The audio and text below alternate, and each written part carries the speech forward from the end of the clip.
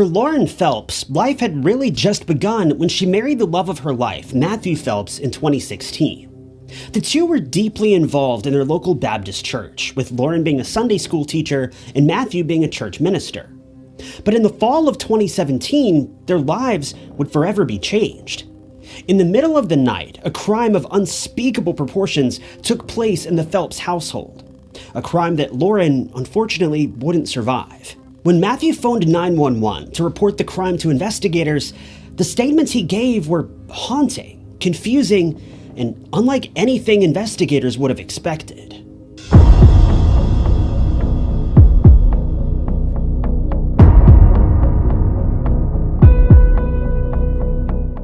Unfortunately, this is one of those cases where we don't have a lot of backstory.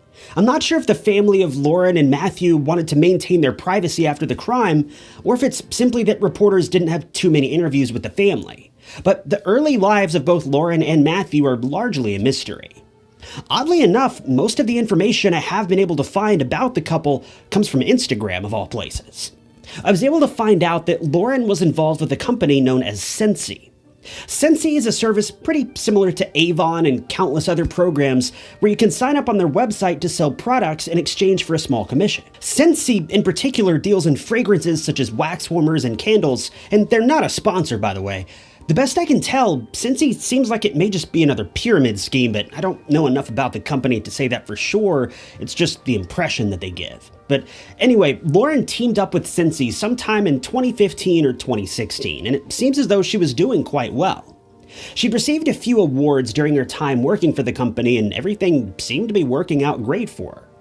As far as I can tell, the work that Lauren was able to do with Scentsy allowed her to maintain a stay-at-home lifestyle while her boyfriend and soon-to-be husband was attending schooling and training to become a pastor at the couple's Baptist church. For those of you that may not know much about the Baptist church, and I'll be the first to admit, I don't know much about the Baptist faith either, a pastor is someone who leads church services, gives sermons, and even counsels members from time to time. In a non-denominational church, which is what I'm more familiar with, a pastor is more akin to an elder, or rather someone who makes decisions about the church's donations and outreach projects and the overall directions of the church. But in the Baptist faith, this isn't really the case typically. It appears as though Lauren met Matthew sometime in mid-2014. The first mention of Matthew on Lauren's social media was in the fall of that year, and the two seemed to have hit it off immediately, officially becoming a couple in November of 2014. Matthew and Lauren seemed to have been great for one another, and all of Lauren's family members agree, saying that the two seemed destined to be together, with Matthew being a very honest, clean-cut guy. It seemed that, for Lauren, the stars were finally aligning, and she'd found the one that she'd been looking for all this time. Matthew allowed Lauren to be herself, and he loved her for it. We don't know if Lauren had any ambitions of college or a long-term career path, but we know that once she met Matthew, her life began to change for the better. She became even more deeply involved with her local church, and when Matthew announced that he wanted to begin studying to become a pastor, Lauren was more than happy to support him. After dating for just under 2 years, the two got engaged on Valentine's Day in 2016, and they would get married later on that year. According to social media, the two were beyond happy together. In fact, their lives seemed to be perfect. But you always have to remember, social media is only a slight glimpse into the lives that people are actually living. As it would turn out, no sooner than their marriage had begun, it had begun to fall apart. According to Lauren's family, despite how happy Lauren may have seemed, she was miserable, and most of this misery stemmed from her new husband, Matthew. As it would turn out, Matthew wasn't at all the man that he claimed to be.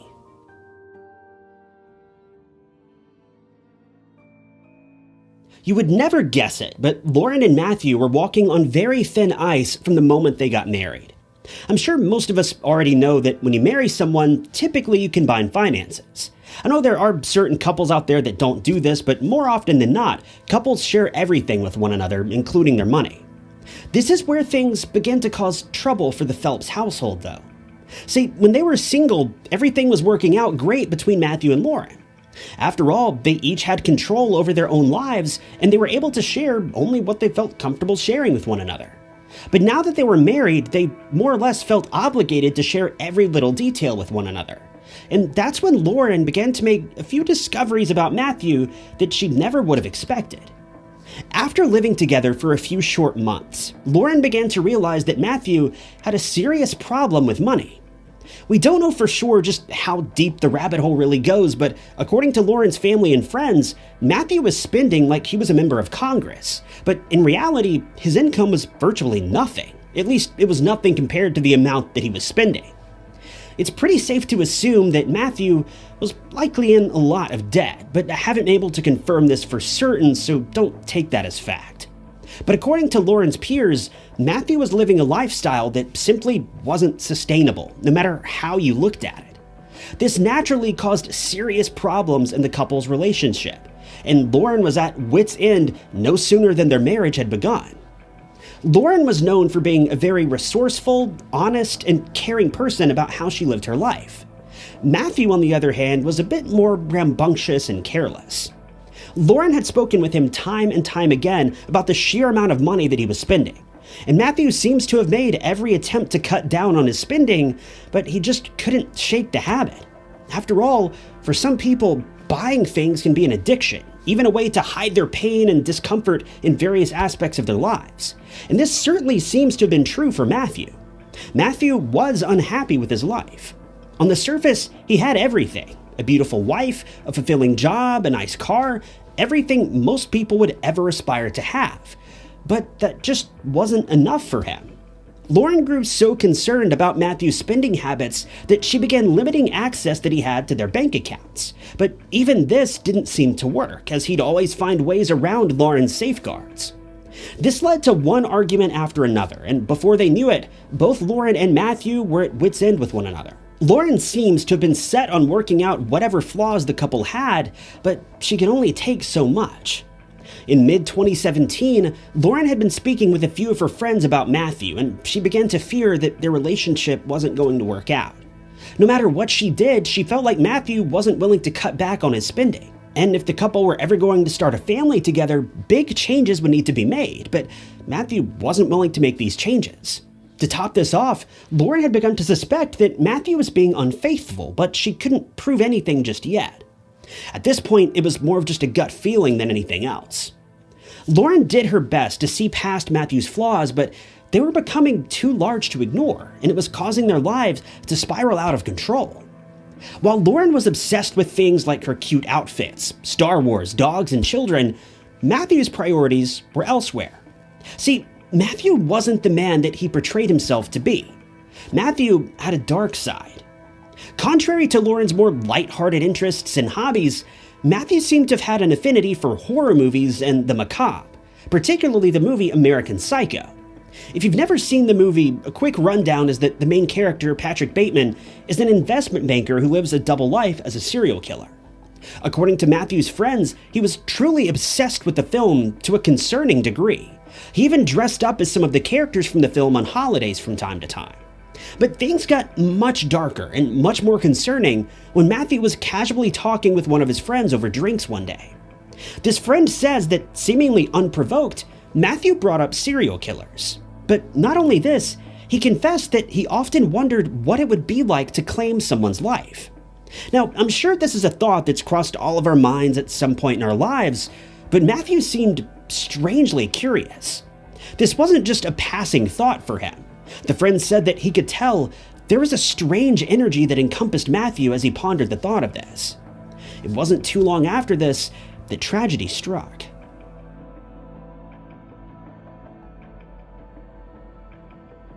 It was September 1st, 2017. The Phelps couple were happily asleep in their apartment, and it was, by all means, a night like any other. The two had turned in for the evening and went to bed as they always did, but at some point in the middle of the night, Matthew was haunted by twisted dreams that he couldn't seem to shake off. Matthew had actually revealed that he struggled to sleep most nights. This led him to go to various means to try to get some rest, oftentimes relying on over-the-counter medications to get to sleep, though there are some rumors that he may have been involved in much harder substances as well. On this particular night, Matthew had taken a high dose of cough medicine, as he'd heard from a friend that it was the easiest way to turn in for the night. But one of the side effects of this medicine is that it can cause some rather wild dreams, and Matthew was experiencing this firsthand. He never revealed specifically what these crazy dreams were about, but they were so disturbing that he eventually got out of bed to clear his mind for a bit, trying to calm down. As he crept out of bed, he stumbled over to the bedroom doorway and turned on the light. But when he turned to face the room, he couldn't believe his eyes. At first, he thought he was still dreaming, but he quickly realized this was no dream, this was real life. When he turned around, Matthew found Lauren lying on the floor, the entire bedroom covered in red stains.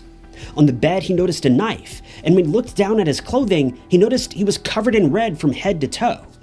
Unsure of what to do, Matthew did the only sensible thing and called the police. After dialing 911, Matthew made a truly disturbing revelation to the dispatcher. As he spoke with the 911 operator, he explained that he had a terrible dream, but when he turned the lights on, he found his wife on the floor. He followed this by saying, "I think I killed my," and then he trailed off. The dispatcher began desperately asking how something like this could have happened, but all Matthew could do was describe the scene of the crime. He was very clearly in shock by what had taken place. All he was able to explain was that he had taken a large amount of cough syrup, then woke up to the scene of a crime. As the call came to an end, Matthew began sobbing, saying that his wife didn't deserve this. But Matthew's shock wouldn't last for very long. As investigators later made their way to the scene of the crime to collect whatever evidence they could, they realized a particular aspect of the crime scene didn't make any sense. When they arrived to speak with Matthew, they realized that he was strangely clean. Even though he had told the dispatcher he was covered in red stains, they found he was in pretty good shape for someone who had just woken up to a crime scene. It didn't take detectives long at all to prove that Matthew had, in fact, cleaned up long before the 911 call. Now, I don't know about you, but if I awoke to find my wife on the floor in a bedroom covered from floor to ceiling in evidence, I don't think taking a shower would be the first thing on my mind, and police picked up on this clue immediately. All throughout his interrogation and interviews with police, Matthew maintained his story. Each time he was asked, he'd say the same thing. He took a much larger dose of cough medicine than he should have, and then he went to bed and woke up to the scene of a crime. Police didn't have any evidence to prove otherwise, outside of the strange fact that he had cleaned up before calling 911, but this isn't a crime by any means, it's just weird. But while Matthew had initially maintained his innocence during the investigation, he would soon make a bizarre confession that took everyone by surprise.